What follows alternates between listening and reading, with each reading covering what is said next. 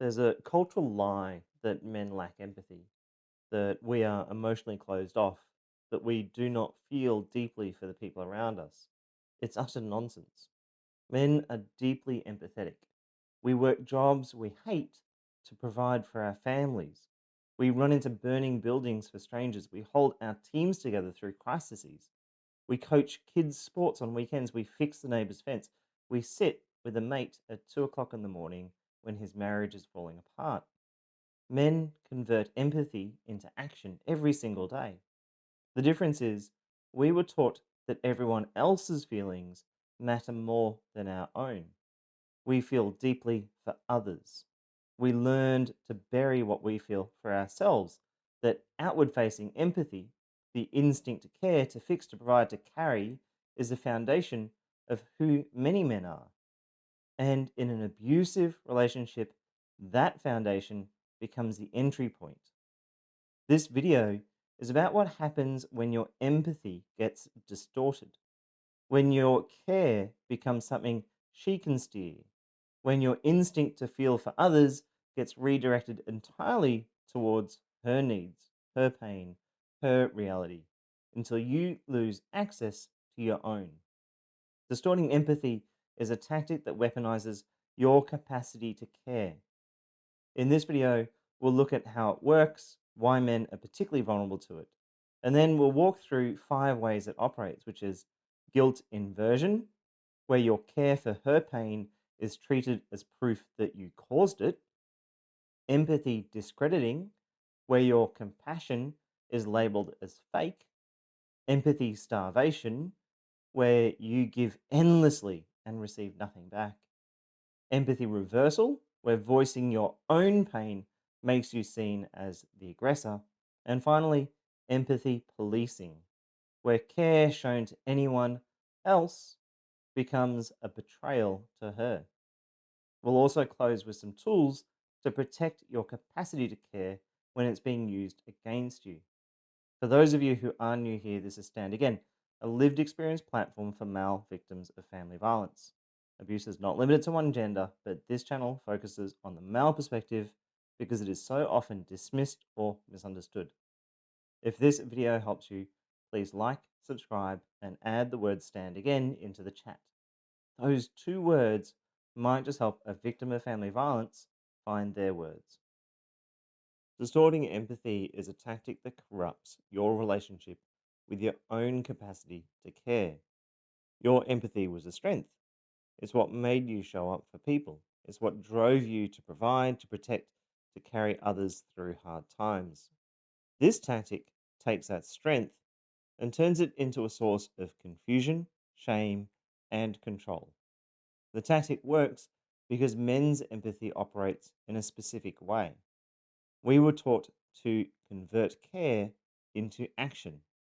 We don't just feel for someone, we do something about it. We fix, we provide, we show up. That's how we learned to express love. When she says, if you really cared, then you would dot dot dot, she's pulling on the exact mechanism we use to love. And because action is how we demonstrate care, we end up doing more. We try harder, we sacrifice more. The demand never stops because the lever never stops working. She also exploits the fact that men already learned to question whether their feelings are valid. We were taught that our emotional experience matters less than everyone else's. Our job was to manage our feelings silently and get on with things. When she tells you that your empathy is fake, that your care is manipulative, that your concern is really selfishness, she's planting doubt in soil that has already been prepared. You were never fully sure your feelings counted. Now she's confirming it. This is why guilt becomes such an effective weapon. When she calls you too sensitive or accuses you of making everything about yourself, it lands because you already feared this might be true. Men are not supposed to have feelings that need space. Men are not supposed to be affected. The accusation does not feel like abuse, it feels like being caught. You feel ashamed for feeling at all. She may also punish empathy that flows to anybody other than her. Your warmth towards your children, your care for your mates, your kindness to family, these become acts of disloyalty. For many men, these relationships were where empathy felt safest. Fatherhood, especially, can be the first place a man feels free to be tender without judgment. When that space gets poisoned, when caring for your kids becomes something you pay for later, there's nowhere left for your empathy to exist without consequences. The deepest damage is when she rewrites your empathy entirely. She tells you what you should feel, when you should feel it, how you should express it. And because men were taught to defer to others' emotional reality, because we learned that her feelings are more valid than ours, we believe her version over our own. We stop trusting our internal experience. We lose access to our own emotional compass. The result is a man disconnected from one of his greatest strengths. You don't know what you actually feel anymore. You don't trust your instincts. The empathy that was the foundation of how you showed up in the world has become foreign to you. And a man who cannot trust his own capacity to care is a man who has lost his footing. The tactic of distorting empathy operates through 5 distinct patterns. Each one targets your empathy at a different angle. The first one is guilt inversion. Guilt inversion takes your care for her pain and treats it as proof that you caused that pain. You reach towards her when she's hurting, you offer comfort, and she responds as though your concern is actually a confession. You'll hear things like, "You should feel bad. This is your fault." The mechanism is simple. Your empathy becomes evidence of guilt. The more care you show, the more responsible you appear to be for whatever she's feeling. Kindness becomes admission, comfort becomes confession. This works on men because we already carry a baseline assumption. If someone we love is upset, we probably did something to cause it. That's conditioning. That starts early. As boys, we learn that our energy, our presence, our maleness could be disruptive. We learned to scan for what we did wrong. We learned that when women are upset, men are usually the reason. When she confirms that instinct, when she tells us our care proves our guilt, we do not initially question the logic of it. We just accept it. We search for the crime we must have committed. We replay the last few hours, the last few days, looking for the moment where we did cause this. And when we can't find it, we assume we're actually missing something. We assume she can see something we cannot. You might hear, for example, "If you're saying sorry, you must have known you were wrong," or "You wouldn't be this nice if you had not done something." The effect here compounds. You start feeling guilty before anything has happened. You walk in the door already braced for what you might have done. Your empathy, which used to be a bridge towards connection, becomes a trap that implicates you. Eventually, you stop reaching towards her pain. You've learned that every time you do, it proves that somehow you caused it. Way 2 is empathy discrediting. Empathy discrediting attacks the sincerity of your care. Where guilt inversion says your care proves you're guilty, empathy discrediting says your care is not real.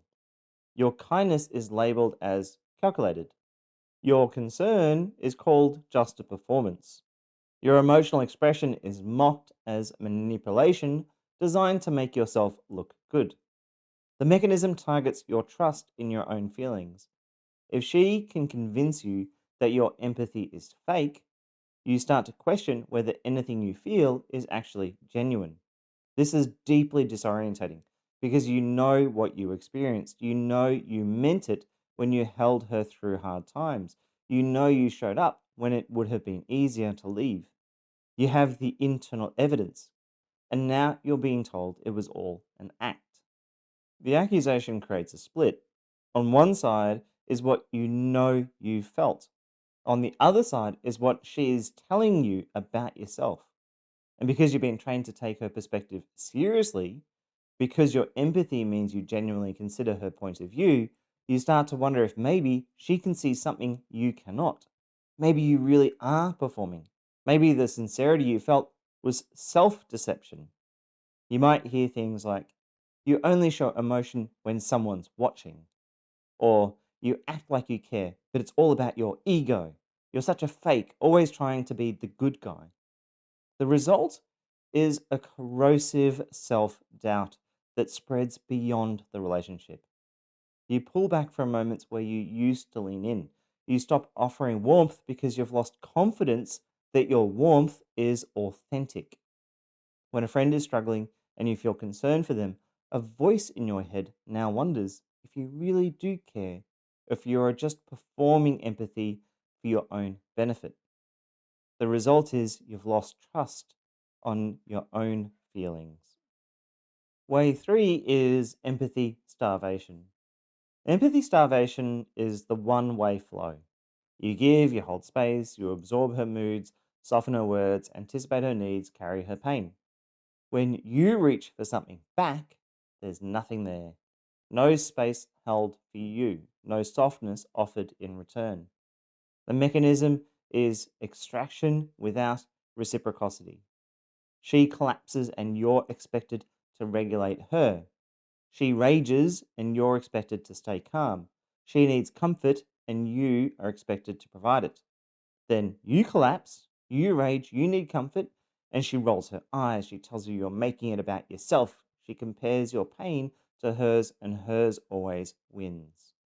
The relationship becomes a system where empathy flows in one direction only. This often goes completely unnamed for men because we were never taught to expect care in return. We were taught to provide it. The role of a good man is to give, to support, to carry. Needing something back feels like weakness. Asking for reciprocity feels like failing at masculinity. So when the extraction continues month after month, year after year, we call it normal. We call it what we're here for. We wouldn't know how to ask for care without feeling ashamed for asking. The depletion happens invisibly. You get sick and you still look after the kids. You feel low and you keep smiling. You need support and you stay silent because you know what happens when you ask. Slowly, the well runs dry. You find yourself sitting across from a friend who's going through something hard and you feel nothing. You watch your child cry and you have to force yourself to respond. The empathy you built your life around has been drained out of you. You're empty. The fourth way your empathy is distorted is through empathy reversal. Empathy reversal happens when you voice your own pain and it gets flipped. You come to her with something that hurt you, you've chosen your words carefully, you've probably rehearsed them. You're trying to repair something, and within seconds, she's the one who's wounded. Your hurt becomes proof of your cruelty. Your attempt to be heard becomes an attack that she needs to defend against. The mechanism redirects the entire conversation. You came to express how you felt. Now you are apologizing. Now you're explaining that you didn't mean to hurt her. Now you're comforting her. The focus has shifted completely. Your pain is no longer even on the table. It never made it to the table. All that's left is hers. This devastates men because when we finally voice what we feel, we're usually trying to fix something. We don't bring things up to vent. We bring things up because we want to solve a problem, to repair the relationship, to make things better. We rehearse the conversation. We choose the gentlest words we can find. And when the attempt gets flipped on you, when our pain becomes evidence that we're the aggressor, we haven't been misunderstood. We've actually failed at the very thing we thought we were doing right. We came to repair, we left as the perpetrator. You might hear things like, now I feel terrible. Is that what you wanted? Or, I can't believe you'd say that to me. Do you know how much that hurts me? Or it's always about your feelings. I'm the one who's actually suffering here. The end result is your silence. You learn that voicing your pain creates more pain, and you're the one who'll be blamed for it. Next time you feel pain, you think twice before speaking. Then you think three times. Then you stop speaking at all. Your inner world goes quiet because you've learned that sharing it only makes things worse. The last way is empathy policing. Empathy policing punishes care directed at anybody other than her. Your warmth towards friends, family, strangers, your children is treated as though it's disloyalty. Helping someone becomes choosing them over her. Laughing with your kids becomes evidence you care about them more than you care about her. Showing kindness to anyone becomes a betrayal to your abuser. The mechanism here is enforced exclusivity of empathy. Your empathy must flow only to her. Anything else threatens her position at the center of your emotional world. She might not say it directly. She might just go cold after you spend time with a friend. She might pick a fight after you've been playing with the kids. She might make a comment that sticks with you. You never do that much for me. Or, I wish I got that version of you. The message lands. You start calculating the cost of every act of kindness that's not directed towards her. You help a mate move house and you spend the drive home wondering what you'll face when you get back. You're affectionate with your children and you notice yourself pulling back when she's watching. Your empathy, which used to flow naturally towards the people you love, becomes something you have to manage. For fathers, this is particularly destructive. Showing warmth to your children might be the one relationship where care felt uncomplicated, where you could be soft without it being questioned. When she punishes you for that warmth, when your bond with your kids becomes a source of conflict, that sacred space gets poisoned. You become guarded with the people you love the most. You hold back on the affection you want to give because you know there will be a cost. Your children feel it. They experience a father who is present but held back. A father who sometimes seems like he's about to say something, to hug them, to play with them, and then stops. They do not understand why. They might assume it's something they did, and the tactic spreads its damage into the next generation. Let's talk about some tools you can use to manage distortion of empathy. The first tool is separating the intent from the reception. When your empathy is weaponized, you start doubting your own motives. Was I being kind or was I manipulating? Did I mean it or was I performing? Here's the anchor. You know what you meant. You were there, you felt it. How she received it does not change what it was. She may have called it fake. She may have turned it into guilt. Your care was still real. Hold on to that. The second tool is finding a place to pour. Empathy starvation, in particular, works because you keep giving with nowhere to refill. Find someone who receives your care and returns it. A friend who will listen and then asks you how you are doing. A family member who notices when you are struggling. A therapist or a coach who holds space for you the way you've held space for everybody else. Your capacity for empathy does not have to stay locked inside a dynamic that only drains it. Let it exist somewhere it can be replenished. The third tool is naming the flip.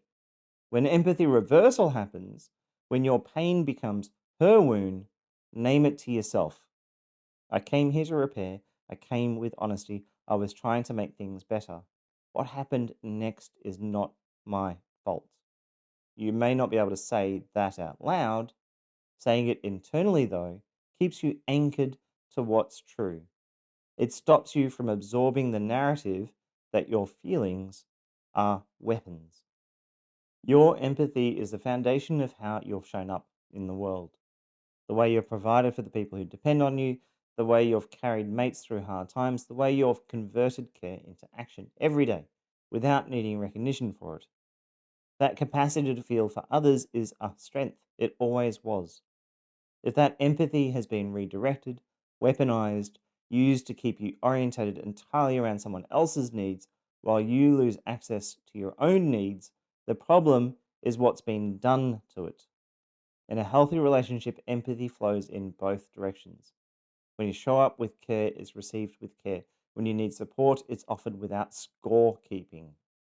When you express your pain, it's held, not flipped. Your feelings matter as much as hers. Your needs deserve space. Your capacity to care makes you someone worth loving. And that care is honored, not exploited. The part of you that knows how to feel for others is still there. It might be buried, it might be guarded, it might have been trained to stay quiet. One day it will be safe to let it flow freely again. This is Stand Again, lived experience platform for male survivors of family violence. Please like, comment, and subscribe. Your voice might just help another man find his. If you're looking for one on one support, you can book coaching with a member of the Stand Again team. Simply visit standagain.com.au, where you will also find grounded information on surviving and recovering from family violence as a man. As always, remember that no matter how many times you've been knocked down, you can stand again.